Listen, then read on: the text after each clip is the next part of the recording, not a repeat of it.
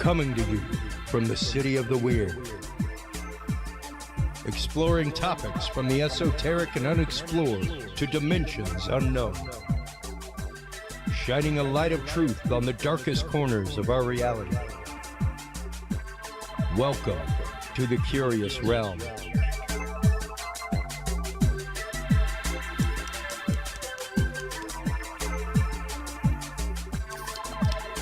Well, happy Tuesday night, Curious family. I hope you are all doing well. I hope you're all preparing well for the upcoming Thanksgiving holiday. I just found out that the gig I'm on is actively off on Thanksgiving, so I cannot wait to cook. It's one of my favorite days of the year to cook, have family over to eat, things like that. I hope you guys get to enjoy that as well. We have an amazing show for y'all tonight. In the second part of our show tonight, after break, we'll be talking with John Adams. He's actually right here in Austin, and it dawned on me that, like, next time we have him on, we need to just be live with him. He lives right down the road. But he runs Adventures in Remote Viewing. I've seen a few things that he's written, a few things. I follow his group, Remote Viewing and Intuition, on Facebook. And I love some of the work that he puts out, specifically an article that he just put out regarding faux remote viewers and the dangers of that. And that is one of the things that we talk about on this show all the time, is issues like that within para communities, issues like that within UFO communities, cryptid communities, that the things that stymie research because you have people that are claiming to do such things, and confusing people and muddying up the waters between good research and good remote viewing and poor remote viewing. So we're going to be talking with him about that. Go follow his Facebook group, everything else. It's going to be a great conversation with John in the second part. During the first part of our show tonight, we have the pleasure of being joined by the amazing Elizabeth Joyce, medium, psychic. She is also a stroke survivor, and her latest book, Mysteries Revealed Beyond Mortal Boundaries, is based upon revelations and things that came to her post that condition and after that happening. So welcome to the show tonight, Elizabeth. How are you today? I'm doing well, thank you. Fantastic. I am so happy to have you on the show. I have been looking forward to this because to me, especially the idea of chakras, the idea of additional chakras beyond what we are typically told about. I myself am a binaural beat musician, things like that. My son is actively watching a chakra video that I made in his room right now as he goes to sleep. So the idea of there being numerous dimensionalities to our reality is something that we discuss on this show on a regular basis. So I wrote a book about the new spiritual chakras in 2014, and that is on Amazon. And you have quite the volume of books, actually. You've been writing for years, as you said before the show. Like, I'm familiar with your name because, yeah, you used to be on Coast to Coast AM every New Year's Eve with predictions and things like that. It was always the prediction episode that Art Bell would do, that kind of stuff. So how did you come to the world of mediumship to begin with, Elizabeth? Is it something that runs in your family? Mediumship is not what I do. Okay. That's talking to the other side. I work with the universe or universal energies, and I am very psychic for some reason. My grandmother was a very well-known shaman here in New Hampshire from the time way back in the early 1900s, right up until she passed in the 60s. And she was a healer, and she was a natural healer. And sometimes she could hear you just by looking at you, which was amazing. Everybody loved her, all three states, Massachusetts, Maine, and Vermont. That's what we brought her. And they would all come to her. I don't think she ever took any money for it. Wow. Wow. But she was terrific. Now, at what age did you, I guess, begin having psychic impressions? I mean, like you said, this ran in your family, at least the the My threat of it. grandmother was visiting us in New Jersey. That's where we lived, Bergen County. And she was walking down the stairs one morning, and I was 3 years old. So I went and I put my little hands around her ankle, and I said to her, I don't want you to fall down the stairs. That was 2 days before she did. Oh, wow. And when she fell down the stairs, she only sprained her ankle. And she told my father at the time, my leg would have been broken if your little daughter hadn't put her hands around my leg. I physically did it, Wow. and that changed the energy. There's so much we don't know about the human body and what it can do. So that was really the first time. But I've always had dreams, I've always had out of body. We never had cell phones and television. So what we would do is use our imagination.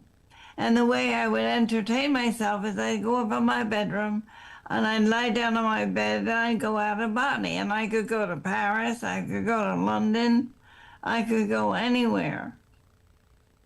And my parents would test me sometimes because they would look up in the newspaper what the weather was in London and then ask me, and I would always be able to tell them. Wow. Wow. And how did these abilities grow in you as you grew, or Did they expand? yeah.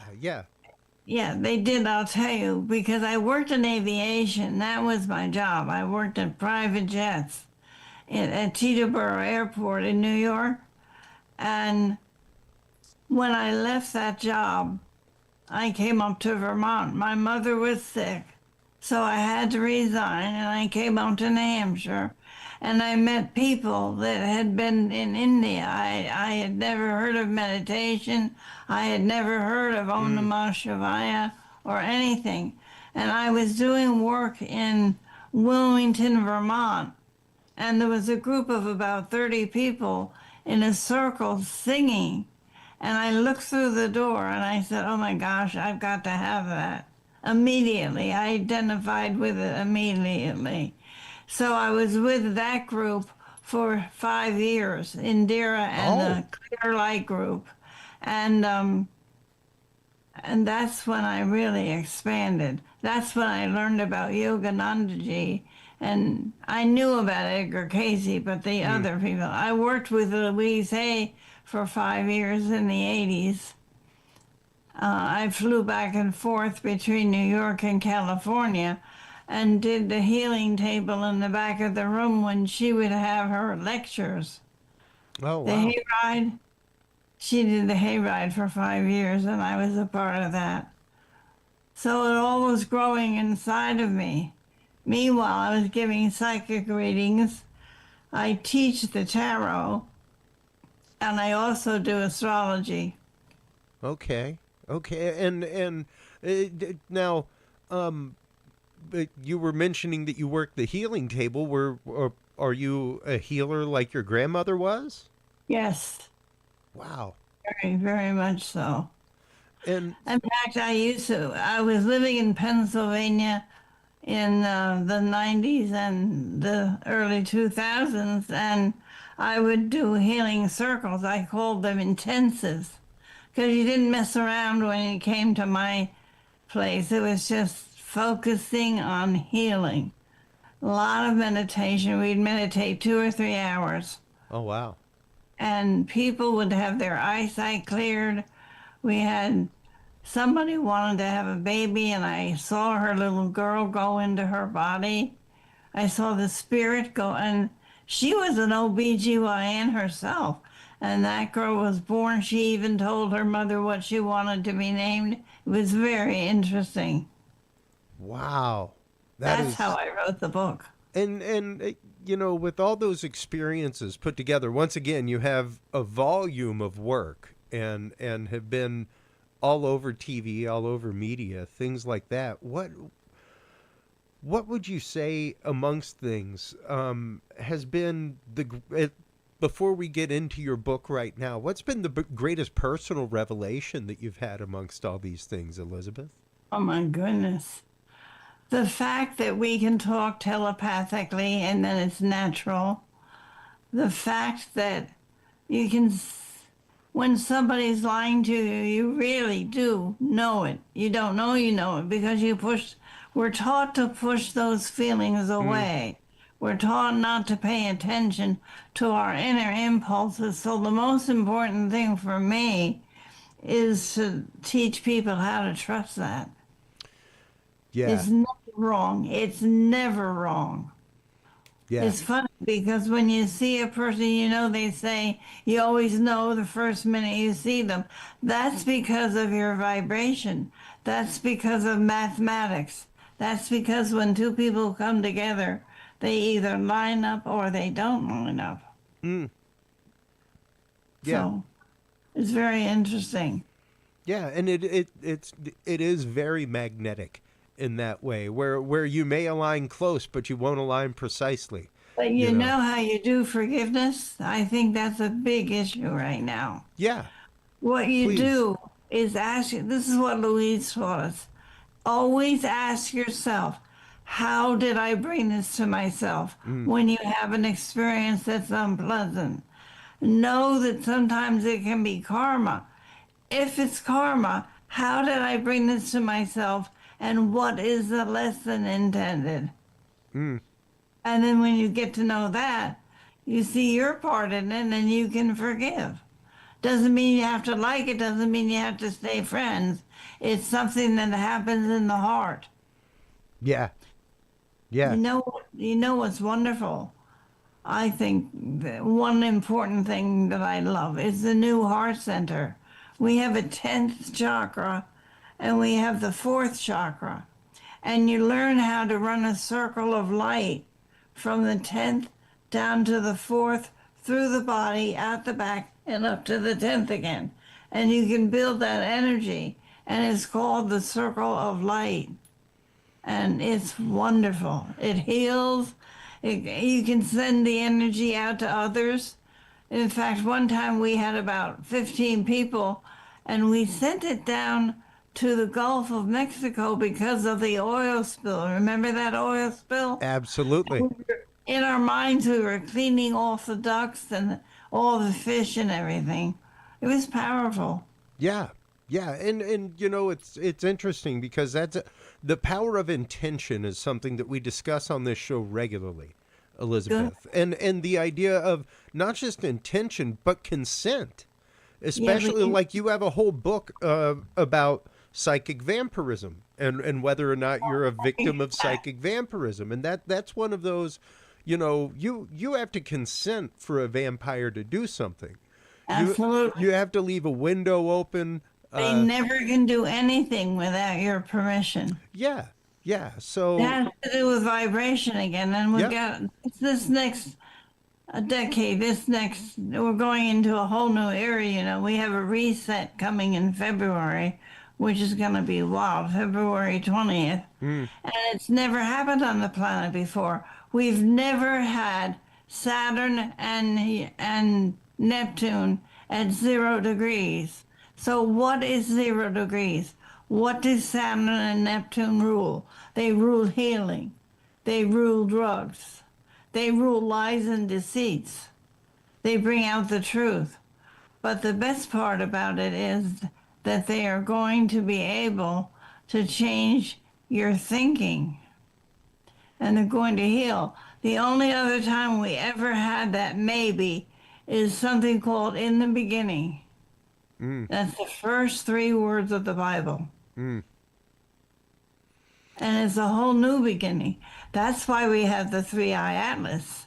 It's here to help us get to in the beginning. Well, and especially with things like that, and the concept, once again, of frequency in mind, that's something that we discuss all the time, is the idea that frequency is not just a sound or a color, it's a thought form. It's how frequently are you thinking energy. something. Yeah. It's like a wave of energy. Yeah. the three-eye atlas went around the other side of the sun. It was seeding that sun with a higher vibration of energy that we have never known here. And I'm going to tell you why if you want me to. Well, let's get into your experience real quick, because I don't want to leave the concept of the book behind yet. So let's start getting into what actually brought about the writing of the new book. Oh, where did it go? Mysteries Revealed. Mysteries Revealed. Yes. It's all about what happens at death and after death. And it's about your actions and your intentions while you're still alive. It's very powerful. As a matter of fact, the book vibrates. It vibrates when you touch it. I just thought that was incredible. I was told to write that book. I've been wanting to write it for 3 years because I wanted to explain the other chakras in a language that people would understand. So I did that in this book. Well, But it opened up the whole new spectrum of another way of life, another universe, the universal truth. well, and how did because you recently, in the last year or so, have suffered a stroke, and In 23. yeah, how did that come to bring about some of the revelations that came about in this book? Well, I've been in this house, of course, it's my grandmother's house, so there's a vibration here. And I couldn't walk, I wasn't strong, so there was tons of meditation.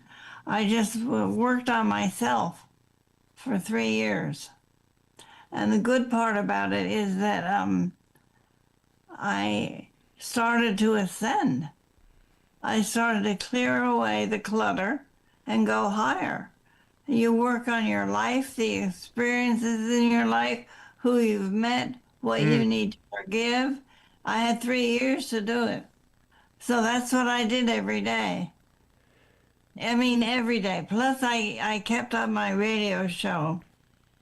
And my radio show has gone very powerful in the last 18 months because I've done a history of astrology of what's been going on.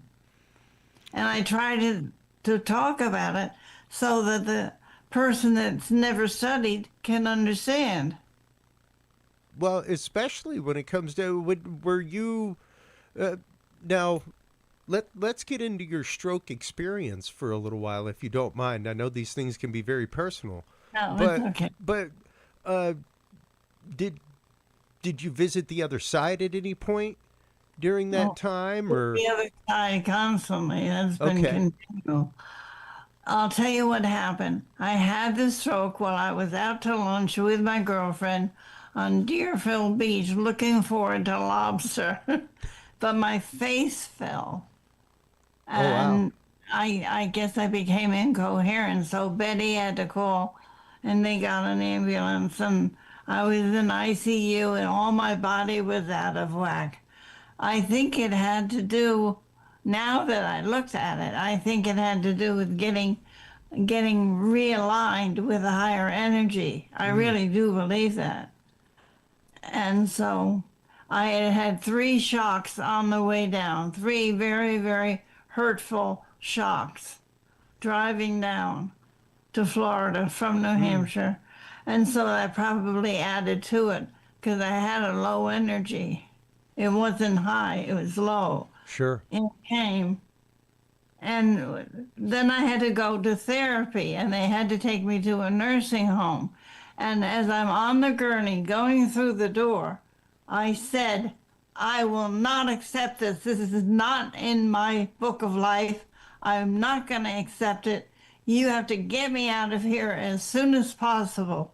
And I was out in 3 weeks. Wow. Wow. I made a statement.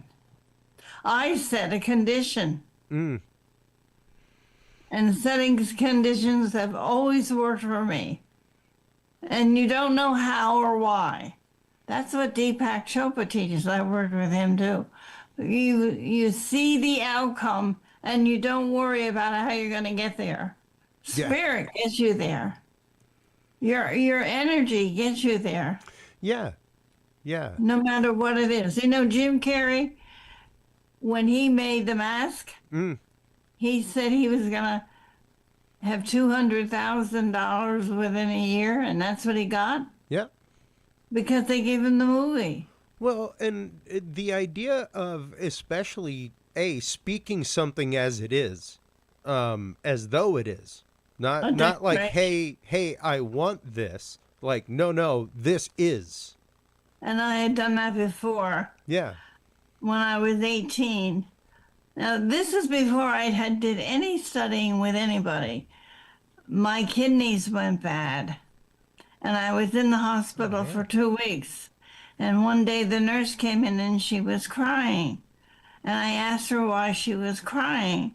And she said, because your twin sister, won't give you her kidney. And I said, well, I should hope not. I'm not taking anything of hers in my body.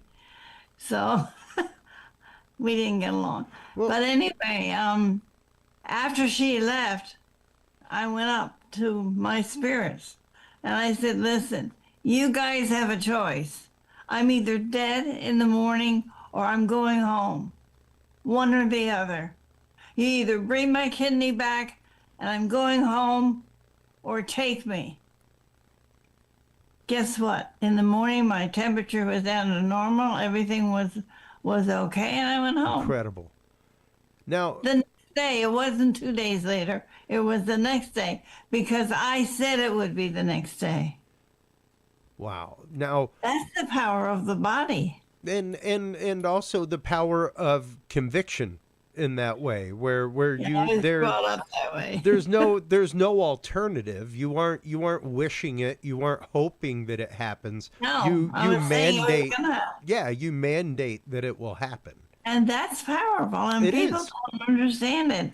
They don't understand what they can do themselves because we're taught fear. Yep. We're taught fear, darkness, and disagreements or hate or whatever you want to say. That's fashionable. Yeah. All that's going to get melted away. You watch. We are in the middle of a deep cleansing, and the energies are in Aquarius now. We're not in Pisces. We've left that energy.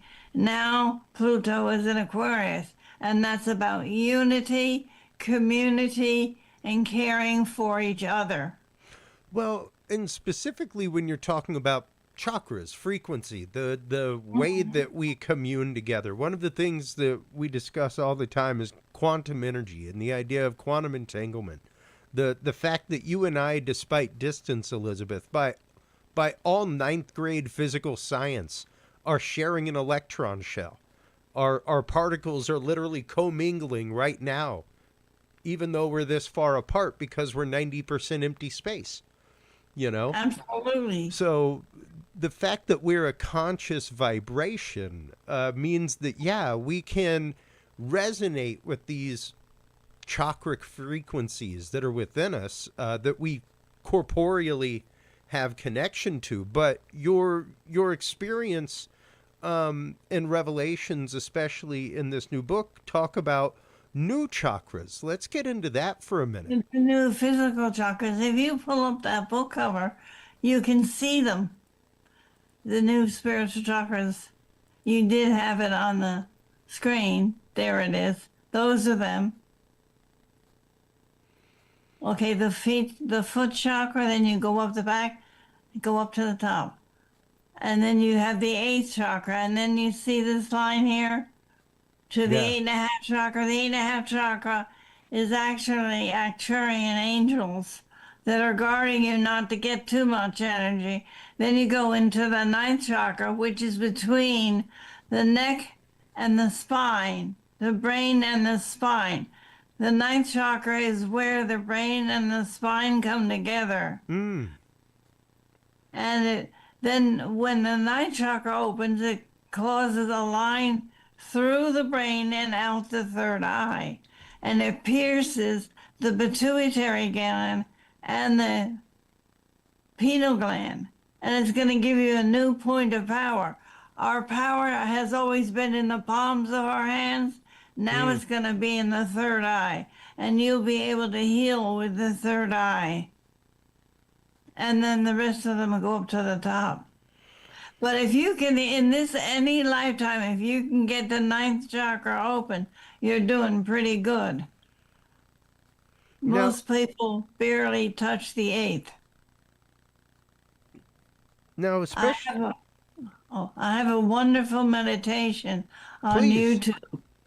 I have two of them. One is called The Chakras in Your Body, and I did it with Richard Shulman. Do you know Richard Shulman? Yes, I know the name. Well, he's a music, and he put music to my work. The best work I've ever done are two. One is this book. Yeah, there it is. And the other one is that work that I did with Richard Shulman. Incredible. And, This is incredible. That video is incredible. I only made it. I made this while I was healing from my stroke. I made the video. I had it on an audio tape, but I made this video, and it is very, very powerful. Well, See, it says 2 years ago, so I made it in 24. Now, one of the other concepts that you talk about is the veil of forgetting.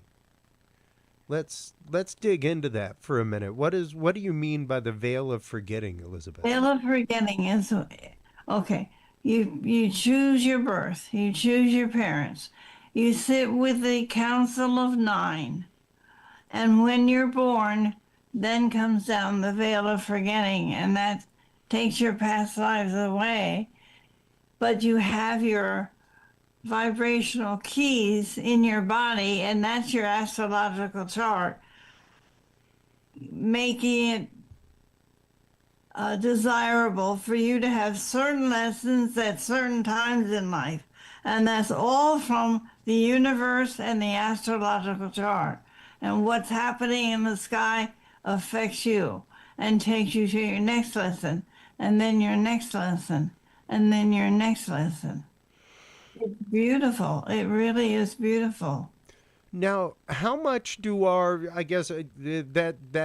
because I've always been fascinated by astrology to begin with. And how much do our decisions affect the astrology of our They chart? affect the outcome. The astrology is your passport. It's your fingerprint in life. It gives you the energy to have an experience. Now, depending on your vibration and depending on the experience, how you think is what you get. Let me see if I can give you an example. Let's do a car accident. We have a car accident and one dies and the other one is barely hurt. Why? Everybody wants to know that. Yeah. It's vibration. In what way? Sometimes we wonder why the drunk has to be alive and the guy driving the car has to pass away. In what way? The decisions you make. When my twin sister, she's passed away, called me up in 2012 and told me that she had 4th stage pancreatic cancer, what was my first question? Probably why? Yeah, no, I knew why. I said to her, how long have you been praying to die? And she said, how did you know? I said, you can't have pancreatic cancer unless you have been praying to die. Now, it can be in your subconscious. It can be because of unfortunate experiences. Sure. But, we used to say, oh, I wish I was dead, that type of thing. Yeah. You have to be very careful with those things.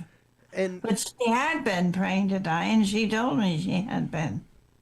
And that brings up an important point that I was literally discussing with somebody earlier today that we discuss regularly on this show, which is the connection to things, especially like Kabbalah. One of the main Kabbalistic teachings is the idea that because the universe was spoken into being and that we were breathed into by the same being that spoke those words, that we have the same creative power with our words. So we have to be careful because it's a vibration that you are ringing into the world, and you cannot take that energy back. The energy might change form, but it can't disappear. That's actual physics. Let me tell you something. The more we've come along from the beginning of the 1900s to where we are now, those thoughts have gone even more prominent. They were kind of dull when we didn't have the vibration. It's like being stuck in the mud and then going and taking a bath. Now our thoughts are very important. Much more forceful is the word I want to say. Forceful. They're forceful now, much more than they ever have been in the past. And that's why we're teaching now you can set up a new life in 2026. And that new life will unflower to you by 2032. That's beautiful to know. Yeah. And it has to do with frequency and vibration. How do you raise your vibration? One way to raise it is to play classical music, and another way is to play Richard Shulman. He's devoted his whole life to playing the higher frequency music. I have part of that in my book too, about sound and vibration. Yeah, yeah, and once again, as a binaural beat musician, those things are massively important to our brain, to our physiology, to the way that we operate. Well, I was told when I had, during the time of the stroke, maybe just before, not to go to any drumming sessions. And I didn't know why. They told me it would lower my vibration.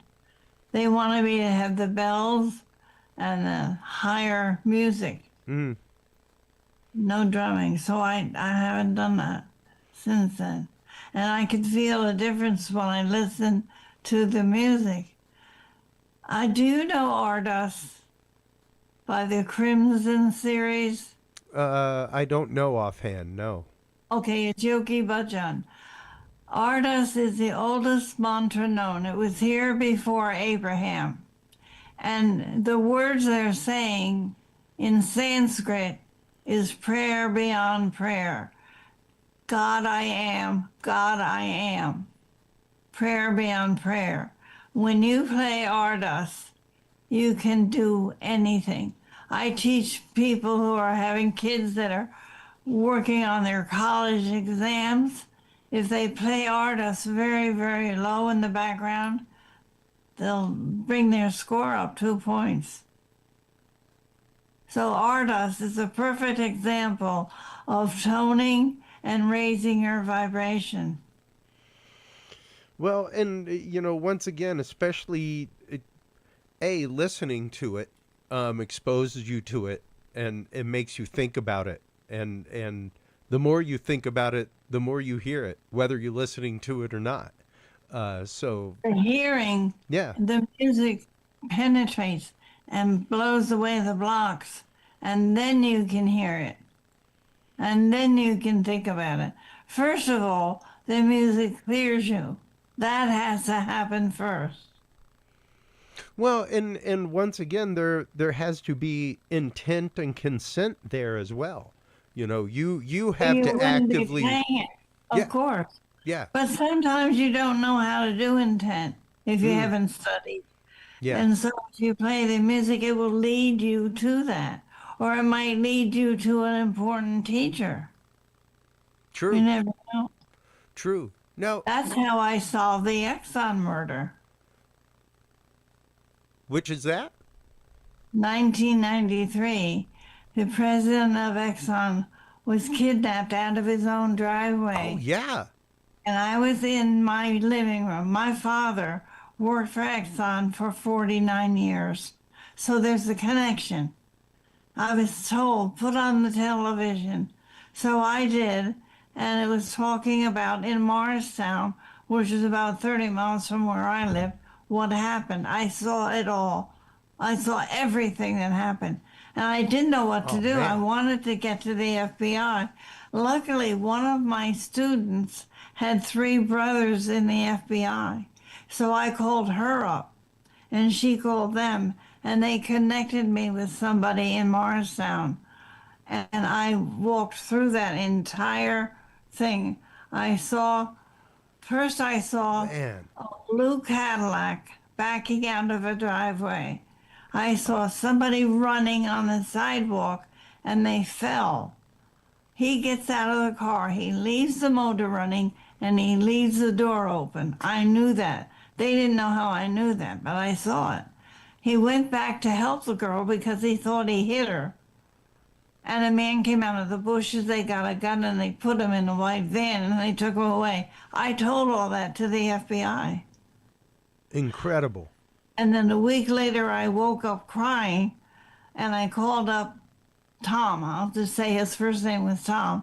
And I told him that the man had died today because he didn't have his heart medicine. And they didn't know how I knew that he had heart medicine. And they said, where is he? We're all so frustrated. And he said, well, we're looking at Newark Airport. I said, no, listen to me now. I said, no, he's in the pines. He's in a shallow grave in the pines. And he's off the Garden State Parkway. Do you know where they found him? They found him in a shallow grave in Pinehurst, New Jersey, right off the Garden State Parkway. Wow. Now, why didn't that man know?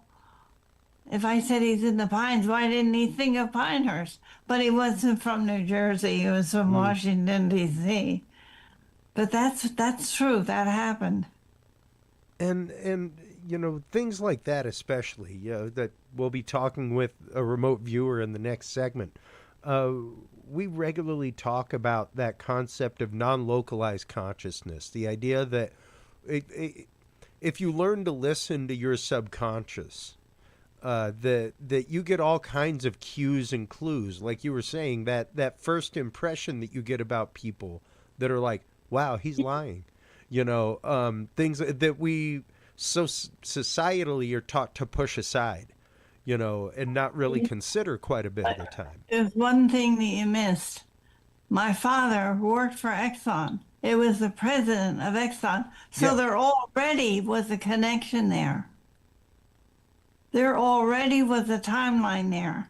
Yeah. That's why I was told to turn on the TV. It could have been anybody. But it was the daughter of a man that had worked for Exxon for 49 years. That blew me away. Yeah.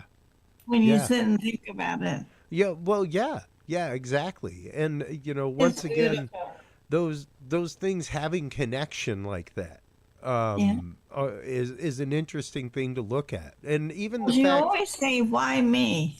you mentioned just a little while ago in passing that you had a twin sister.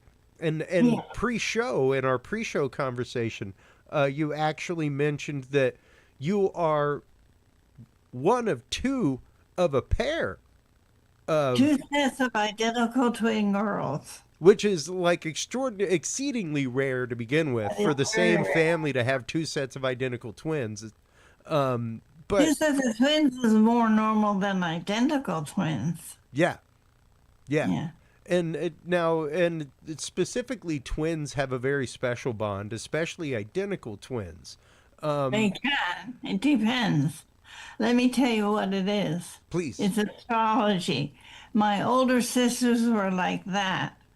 They were so close together. They were 2 minutes apart. But my sister and I were 20 minutes apart. We had different rising signs. And we were Pisces. So we were in the womb like this, don't hurt me, don't hurt me, don't hurt me. But my other sisters had their hearts crossed in the room. I just think that's so important. Yeah, yeah. And but do your sisters share in any of these gifts that you have that your I was grandmother the had? only, I was the only psychic one with that kind of power in the family, besides my grandmother. Okay. Okay. But they all had good intuitive senses. My mother did too. But they Fascinating. weren't the psychic the way we were. Because it becomes your life. You don't know anything else. Yeah. I can't imagine being without my intuition. Mm, I can't even think about what that would be like. yeah. Yeah. Especially when you've had your intuition as and your gift as long as you've had it and honed it to the point that you have. It's yeah. It is a Well, skill having that it you to the possess. point of where I have is like practicing a violin or a piano. Yeah. You have to work with it. Yep. And that I've done. Well, with that in mind, here in the last 15 minutes or so that we have you, Elizabeth, let's start talking about those specifically in families that may be disbelievers of other family members, because that can be tough if you're somebody who is a sensitive or intuitive, Absolutely. and you have family that you've tried to tell, things like that. But like my son, I would say, will probably be pretty fortunate. Like he's gone to the Psy games and learned about mind sight, things like that. So these are conversations that me and my 8-year-old have regularly. The idea that like you're tuned into something else if you pay attention, boy. So, but not every family has that discussion. Not every family, especially, has that discussion with children. So it becomes the fact that because we all have it, much like Lynn Buchanan says Course. about remote viewing, we're all psychic to some extent. The only difference is A, do you work on it? B, there's some people who, hey, you throw them a basketball, they're just good with a basketball. Like they don't have to practice. They're naturally good. You know. Yeah, it's an enhancement. And I think you really do not need to run from it when you, for example, when I was young, I was 7 years old. I was walking home from school with a girlfriend, and she asked me how the lady upstairs was doing. And she was an older woman, and she was boarding at our house. And I told her she was dead. I said she died. And so she went home and told her mother, and her mother called my parents up at dinner time and told them she was sorry that Mrs. Vale had died, except she hadn't died yet. She died 3 days later. Wow. But I thought she had at Mm, that age. I couldn't recognize, I was young, I didn't recognize that it hadn't happened yet. interesting. And now, how does I guess I don't know if you want to call it a reading. How does this process work for you? How do you know that a message is coming through for you, Elizabeth? That there is Well, something there that you isn't need to any tune knowing. into? There isn't any knowing. You connect with the energy of the other person, and Okay. then it's a stream. It's a flow, just like you're doing the streaming of this. Yeah. And anything that they ask is the trigger. You have to have a trigger. Really, you do have to have questions because that helps bring out the information. Mm, But sometimes I have to say things to people because it's so powerful. Like if somebody's getting sick, I was in a girlfriend's wedding in Chicago. We were walking down the street and I turned around to her maid of honor and I said, "Your husband needs to get to a doctor now. He's got a bad heart." So she called him up and he went and he had a bad heart. wow. And if he hadn't gone, he wouldn't have been walking the next day. I mean, it's amazing. So when it comes in like that, I was taught never ever to share any vision or anything unless you get to the point where you're being told by spirit that you have to. Mm. So if I'm walking down the street and I see that a man is smoking too much or maybe isn't feeling well, I won't say anything. It's not my place. Sure. But when I was with her, it was an emergency. And her, of course, the bride knew me and knew who I was. So they listened to me, and it saved his life. Incredible. And, especially the idea of, because this is a question that I have for psychics, mediums, even for good remote viewers, because I practice a little bit of remote viewing. I wouldn't say that I'm psychic. I would say maybe empathic to a degree, but even then, that was something that I eventually chose in a very bad personal way, Elizabeth, to disconnect myself from, to the point that When's your birthday? August 28th, 1975. Just turned 50. Virgo is a healer. Oh, absolutely. And it took me a long time, to not take people's not want of my healing personally. I always took that as injurious when I would try to help people and they just didn't want the help, and then I had to realize, no, they should actively want the help before you try to help them. Sure. I think that's what I said about you can't say to people what's going on. The only thing you can do in that case is I know that I can help you. Would you like the help?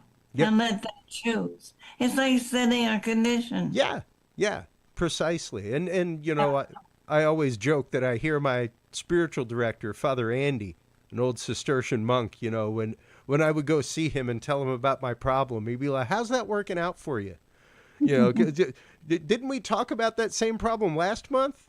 Sounds like you're repeating that frequency, Chris. You may want to think about that. He knows to use the word frequency. Oh yeah, So many people in the world don't even know about it. Well, yeah, because once again, it's frequency of thought, not just frequency of sound or color or light. And they don't understand what that is. Yeah. Wouldn't it be great to be able to tell everybody? We're trying to. Well, I wrote the book, and I'm telling you. And my friends are reading it and they cry by the third chapter and they say, I'm so glad that somebody is writing about this because it's important for it to get out. Well, especially when it comes to connection with higher plane, connection with higher self, and moving yourself to that higher frequency, Elizabeth. Yeah. It's one of those, we really do have to take into consideration how we connect in that kind of way, how we connect to each other. Well, that's why I used a wonderful example with Yogananda and Edgar Cayce and Louise Hay in the book. So the people that have been recognized, if you read something that they are showing you, you'll listen more. Maybe it'll be a trigger to help open you up. Indeed. And that's just it. We all need I think we all need the push in the small of our back sometimes, but you all have to stop hating and judging. Oh God. Yes. To go. Oscar and Hammerstein wrote a beautiful song for South Pacific, and it's called You've Got to Be Taught. And she sang it to the children. You've got to be taught to hate and fear. You've got to be taught year after year. It's got to be drummed in your dear little ear. Yeah. You've got to be carefully taught. And that's how we were brought up. Absolutely. And I bring that up all the time. I'm a former youth minister. I worked with ages 4 to 40, Elizabeth.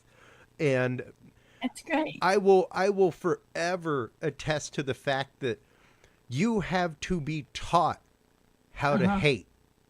It is not a natural tendency of humanity at all. It's something that is trained into us by society and something that is brought onto us and put onto us. I'm saying that, I got to get back to this because it's amazing. that three-eye atlas. What is science doing? Oh, it's coming to the Earth. What is it going to do to the Earth?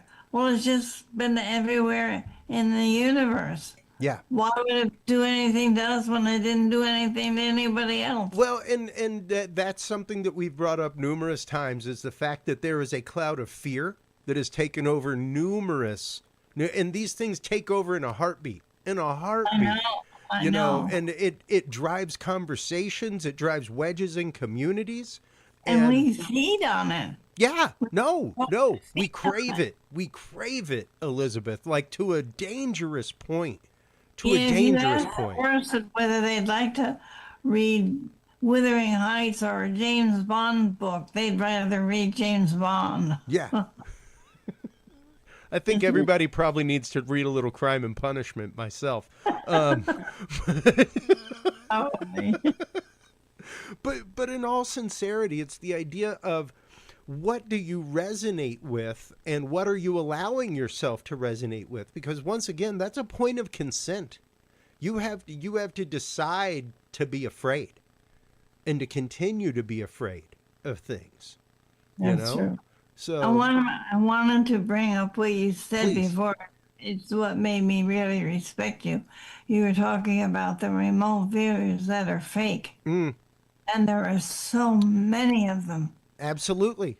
And Same. some of them that are really getting out there and becoming famous and all that stuff.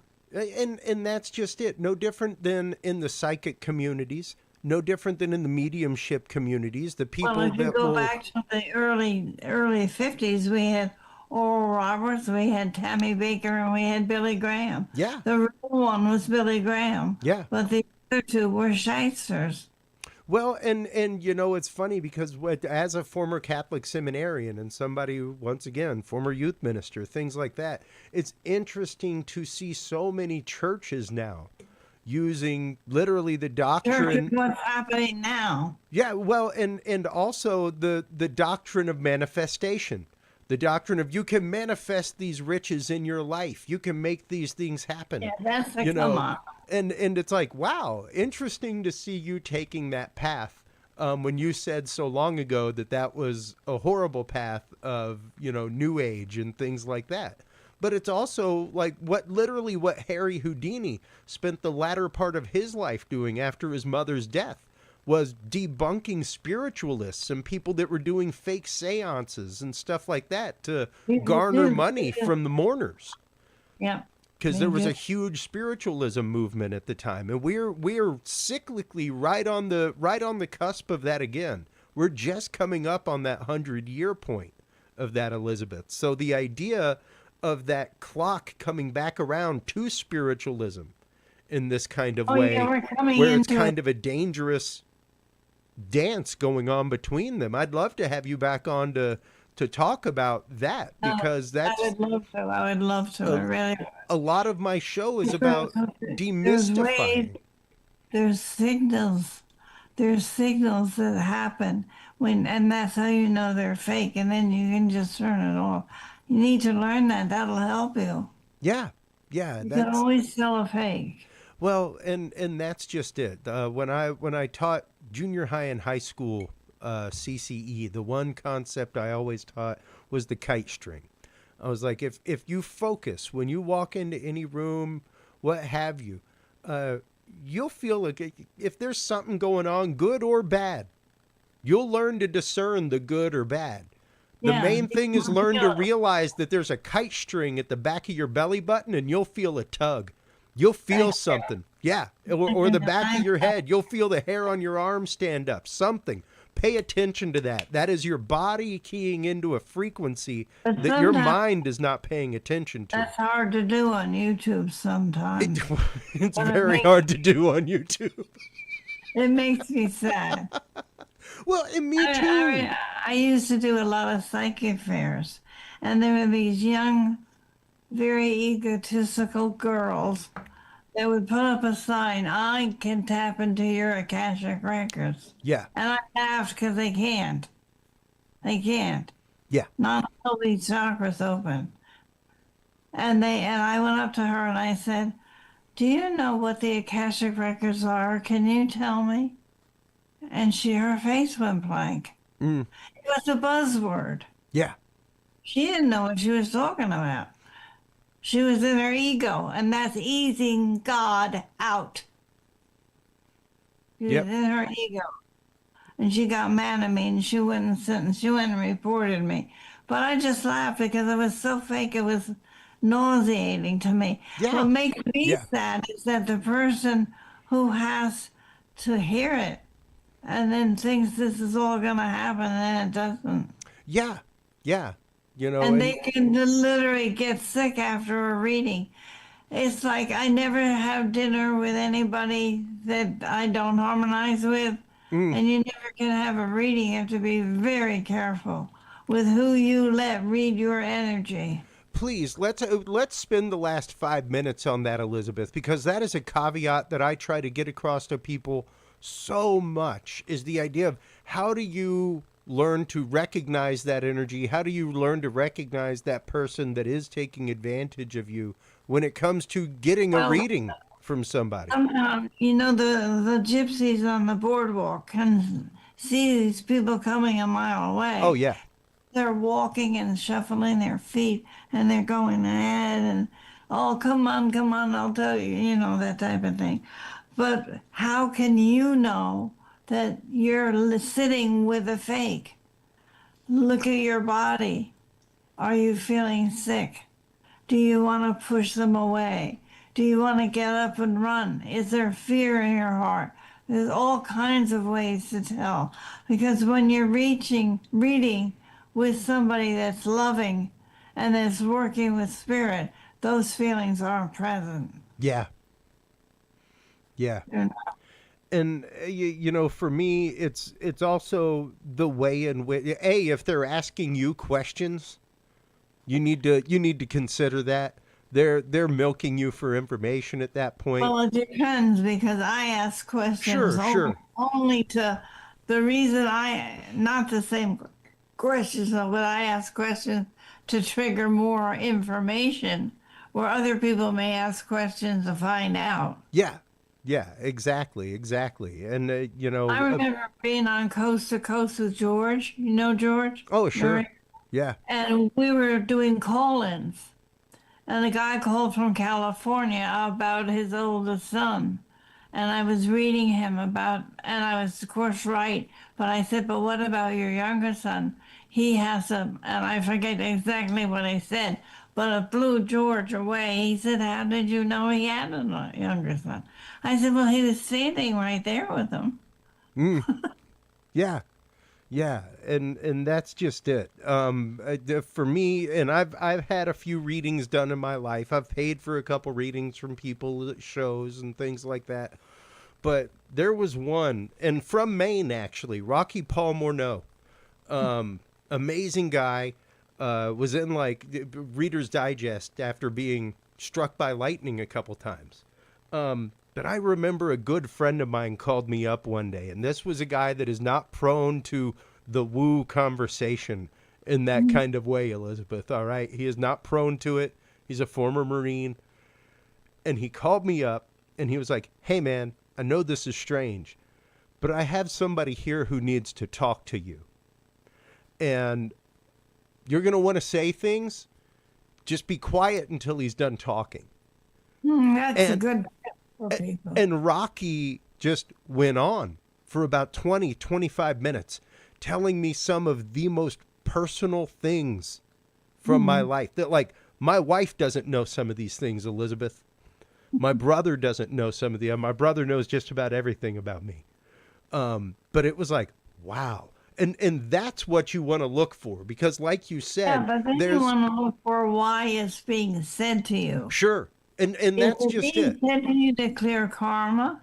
Is it being said to lift your heart from the painful memory? It could be a healing. It could be a removal of karma. That's so blessed, don't Absolutely. you think? And from that point on, like, Rocky would call me sometimes, and he would just talk for an hour. I'd go, hey, Rocky, how's it going? Go ahead, brother. And I would just sit back and put it on speaker and listen. need that vacuum cleaner. But literally, Elizabeth, that's what I tell people to look for. I say that a good psychic, a good medium, has a message for you. Like, there's a reason that they're coming to you. You know, like you said. And you choose one. Like if there's 30 in a room and you choose one, actually you should really take your time Mm, and then choose one that you resonate with in the yeah, body. That yeah, usually works. yeah, exactly. And once again, trusting that gut, trusting that Yeah, well, feeling that's that the you same have. thing as said. Yeah. You feel it. In fact, they would get mad that I would tell people that as they're walking around because so many people would not get a reading that day, the whole reading, Sure. because people wouldn't sit with them. Well, but the thing is, notice they didn't sit with you that day either.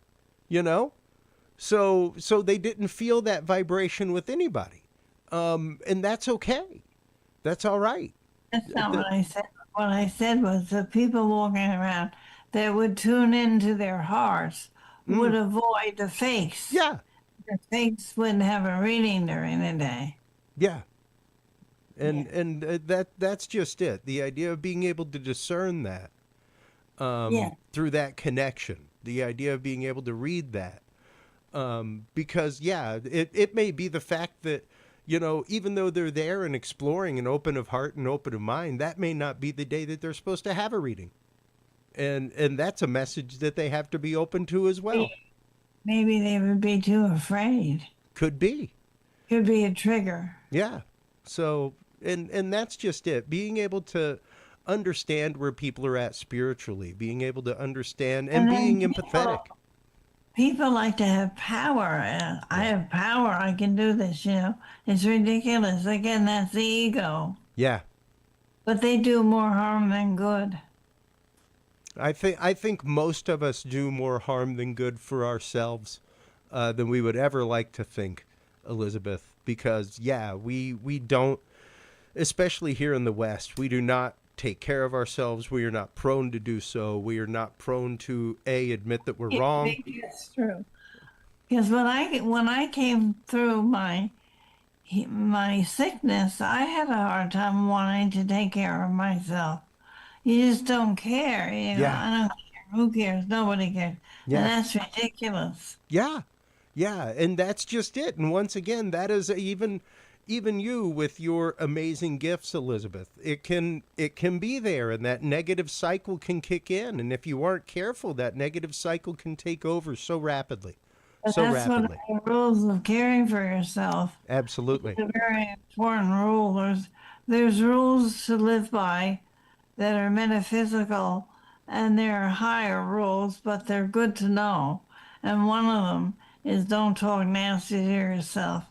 Louise would have us go upstairs and have a tape recorder, and we would say every thought as we went up the stairs, and they were always negative. Then we had to go back downstairs, play the tape, and change each thought to a positive thought.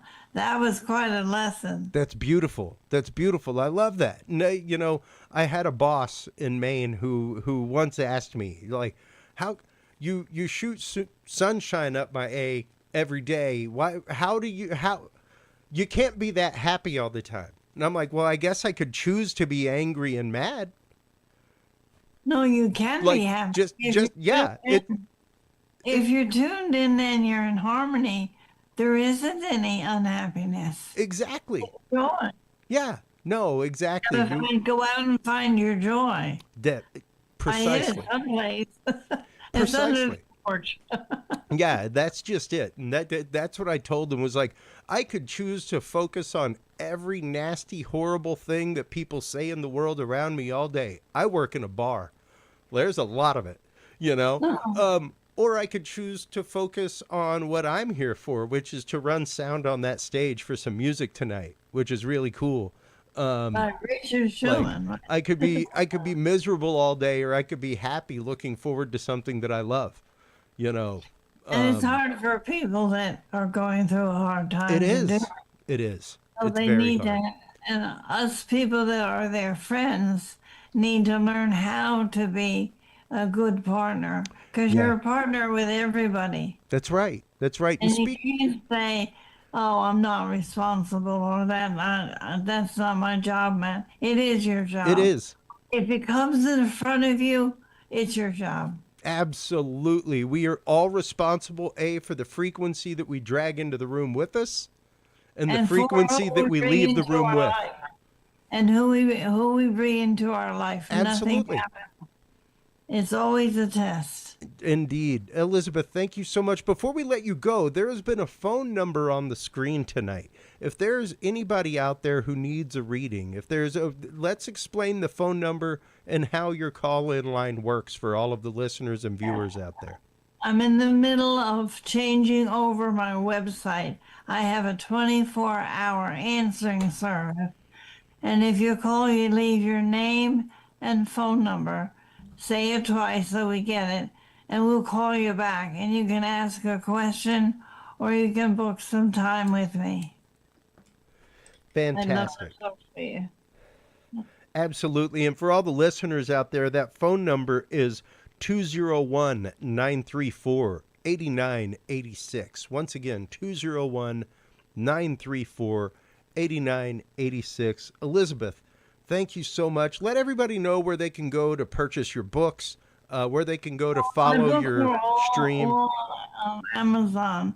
And my radio show, my stream, is Sunday nights at 10 o'clock on BBS, Boy Sam, bbsradio.com. I'm on Sunday nights at 10 o'clock. The name of the show is Let's Find Out.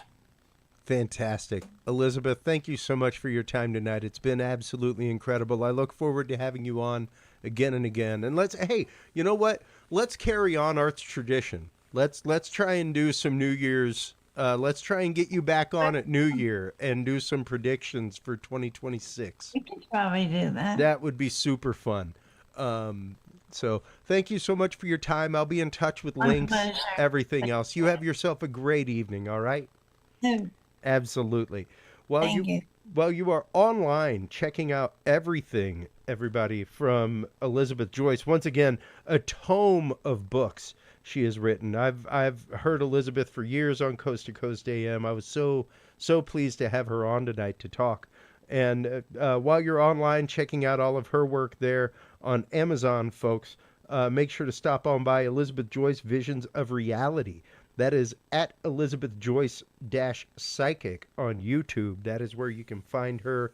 That's where you can find her frequency videos. And of course, stop on by Curious Realm. That's where you can like, follow, subscribe. That's where you can find all the YouTube channels of our guests, as well as their books, interviews, all of our interviews from live events, things like that.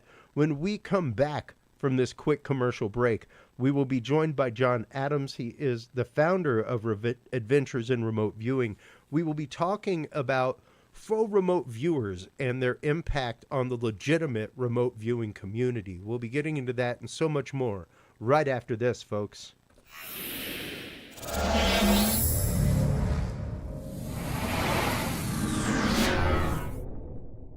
The key to good science is good research. At the heart of good research is a good data set. With the field observation and encounter log from Curious Research, you can easily keep track of your investigative information all in one place, making it easier to review cases and readily see comparisons and contrasts between them. Whether out in the woods squatching, in a back room gathering EVPs, or using high-tech gear to track UFO, UAP activity, this easy-to-carry, pocket-sized scientific data log is the perfect companion for any field researcher. You can find your copy of the Curious Research Field Observation and Encounter Log at Amazon.com or visit the official Curious Realm store at curiousrealm.com/store to reserve your copy for yourself, your family, or a mind that you want to open. That website again is curiousrealm.com/store.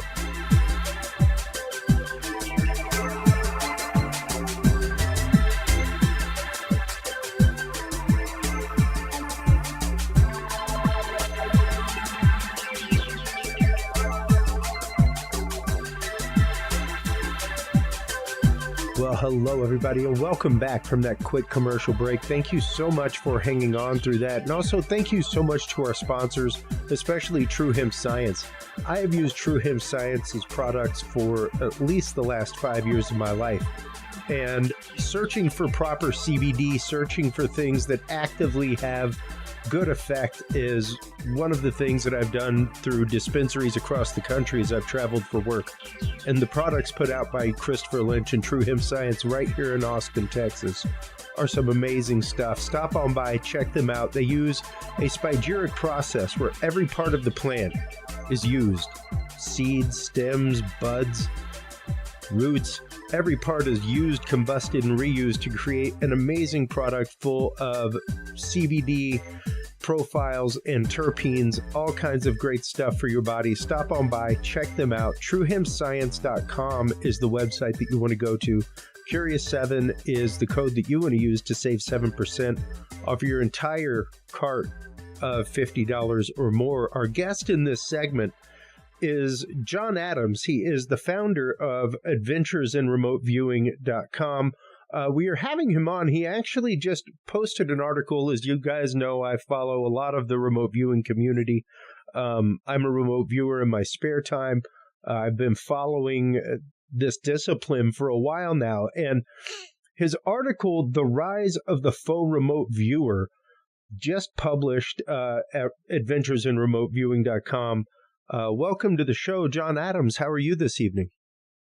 Doing great. Thanks for having me on. It's good to see you again. Absolutely. Thanks so much. We met for the first time, actually, in Charlottesville a couple years ago at the International Remote Viewing Association, and we were both like, wow, you live in Austin, I live in Austin. Actually, you're just right down the road from me, oddly. But yeah, that's right. We still haven't met. Yeah. And but the last time I saw you, you were catching up on Mai Tais. I think you were in a good place. And absolutely, absolutely. And the remote viewing community is really one of my favorite research communities, because as opposed to a lot of them that are very competitive in their way, as far as trying to drop shoes on each other on social media, trying to get a jump on each other, stealing people's research even. Like, I've seen all kinds of horrible, horrible things in the paranormal cryptid community, UFO, UAP community. I have never seen that in the remote viewing community. It is almost like everybody is in it, at least in the research side and in the general practicing side, for the same reason. And there's like a collective push for the right things to happen within remote viewing. And I think that's amazing. Yeah. I think as far as communities go, it's better than most or many. It's not without its faults. Sure. Historically, and not a lot of people know that. It's there has been, competitiveness, the egos, and bumping of shoulders, and that stuff goes on in different areas, like you're pointing out. So overall, it's been pretty good, and I think there's a general consensus of people that have been in remote viewing of the important things and keeping in perspective, methodologies and protocols and stuff like that. Well, how did you first come to be involved with remote viewing, John? Yeah, I was, it's hard to pinpoint. I guess the first thing was when I started reading about it in the 90s and learning more and more over time, and then doing trainings and stuff like that. Beforehand, I had been kind of into consciousness studies, you could call it, and out of body and meditations and physics and all connected things. So it was just kind of a snowball effect over time, and at this point, it's been quite a while. So I feel a little jaded, but yeah, I've been curious about these kinds of things for a long time, since I can remember, basically. Well, and same here. Like, I first found out about it after the declassification back in the 90s when the folks from SRI first started coming on Art Bell, and Coast to Coast AM. Like I still somewhere in my mother's garage have the original SRI videotape that you could like just pay shipping and handling for to learn about remote viewing and the remote viewing process. And yeah. And for me, it's been an ongoing curiosity in my life until Menlo Park. That was really some of the first stuff that I ever sat in on, where I started hearing from remote viewers, where I started meeting people like Angela Thompson Smith, Lynn Buchanan, Julia Mossbridge, and Pam Corona, all kinds of folks that are out there practicing this and teaching it in various disciplines. But one of the things that I noticed, even our good friend on this show, Dr. Angela Thompson Smith, has recently said that she is going to no longer teach the controlled remote viewing in the way that it was once done. That she would be going into ERV much more, things like that, because the controlled remote viewing has been kind of hacked away at, so to speak, and is no longer practiced in the hard discipline that it once was. That's interesting. Well, I'd be interested just to hear her comments on it, but ERV had kind of been around at the very beginning too. Yeah.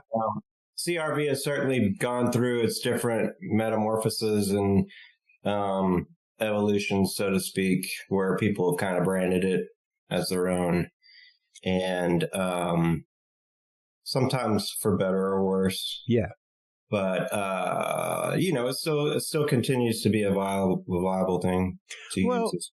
And I think that kind of begets part of our conversation tonight, which is that idea of the faux remote viewer. And I think that comes down to a lot of people's misinterpretation of remote viewing, but also a lot of people saying that they are and I think this is where Angela is coming from, honestly, is the idea that a lot of people out there are saying that they are practicing controlled remote viewing or teaching it, and they are not.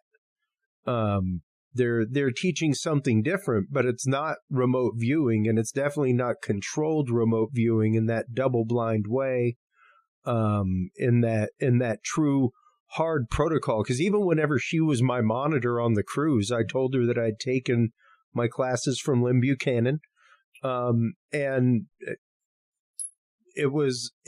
it's hard for me not to stray away from the protocol when I remote view. I've found different methodologies that work better for me. But she was very on point on like, no, you need to follow this process. This is what controlled remote viewing is. If this is what you're doing, this is how you need to do it, and she's not wrong. She's absolutely not wrong in that way. Yeah. The process is there for a reason. And it's great for teaching and learning. And it's like anything else, playing, playing music or whatever the case. If, writing, if you understand the rules, then you can break them, in an intelligent way or useful way. So if you can make something your own in a personal way that suits your style, and that's fine. Yeah. So long as you're not kind of muddling through and misunderstanding things and stuff like that. But the real problem comes when you have people, and this is kind of what the article points to, is people that say they're remote viewers and they don't really even understand it at all. And they're kind of latching on to the popularity and the trend of it. And it's kind of an immediate step towards, in their view, as legitimacy, and they're able to garner clicks or whatever, attention. Yeah. I think of it as like a template for viralism. You can take this and say, the same thing goes for ET experiencers or people that are part of this secret program or not, this program or that, and they're saying that they're special or whatever. It's a low barrier of entry. It's all you have to do is make a claim, and there you are. And suddenly, I won't name any names, but there are people out there that make claims, and suddenly they're, as popular as the next person. They're getting 500,000 followers. Yeah. No, it is definitely, as it's put in the advertising circles, clickbait. It is firmly clickbait. It is something that if you are of interest, and we talk about this a lot on our show, is that want of confirmation married with confirmation bias. That unwillingness to actively look into something. And 3i Atlas is a great example, because there have been numerous people in the UFO UAP communities that are releasing like every other day update videos and things like that. And these are the latest pictures. It's like, these are not the latest pictures.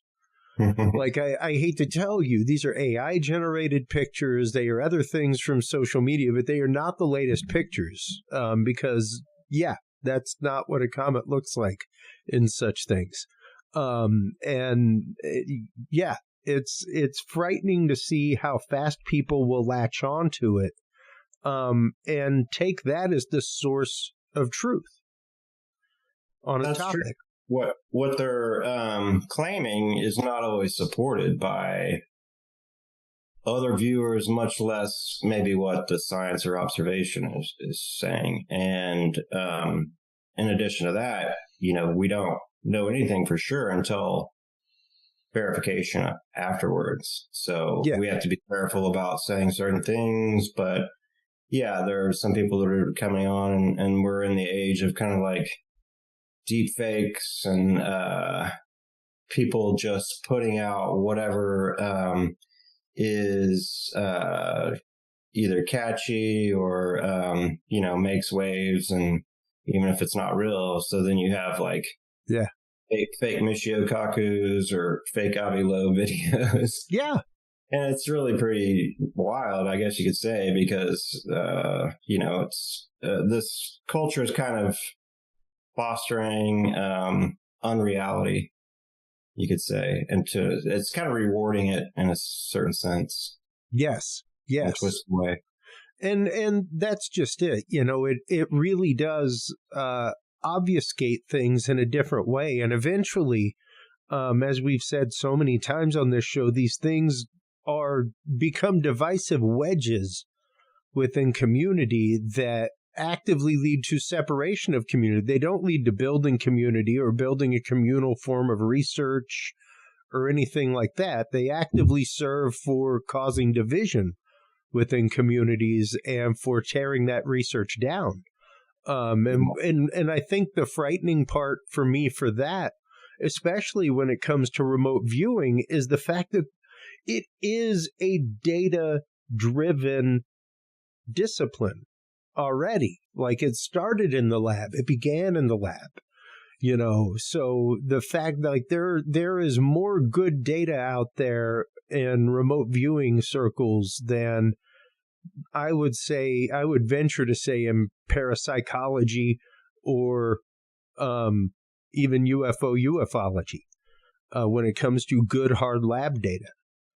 So yeah, I think we're sort of at a unique advantage, whereas in the UFO community, there's certainly like lots of good disclosure and revelations going on, and people coming forth. All that's been great in the last 10 plus years. But we're kind of at an advantage where we can deal with new perspectives and new data that comes in and see where that goes. Obviously not latch onto it or I'm always trying to be careful not to have too much bias one way or the other and remain neutral. But we're able to kind of maybe let in a fresh perspective and then see what is verified later. So that's one of the good traits about it. Yeah, precisely. And the fact that things are checked by outside sources, that things are double checked, that in many forms of remote viewing you have a monitor there to check you, who is also blind to the target and doesn't know what the target is in that kind of way. And I think that's where a lot of these issues come in, John, is that people once again latch onto the term.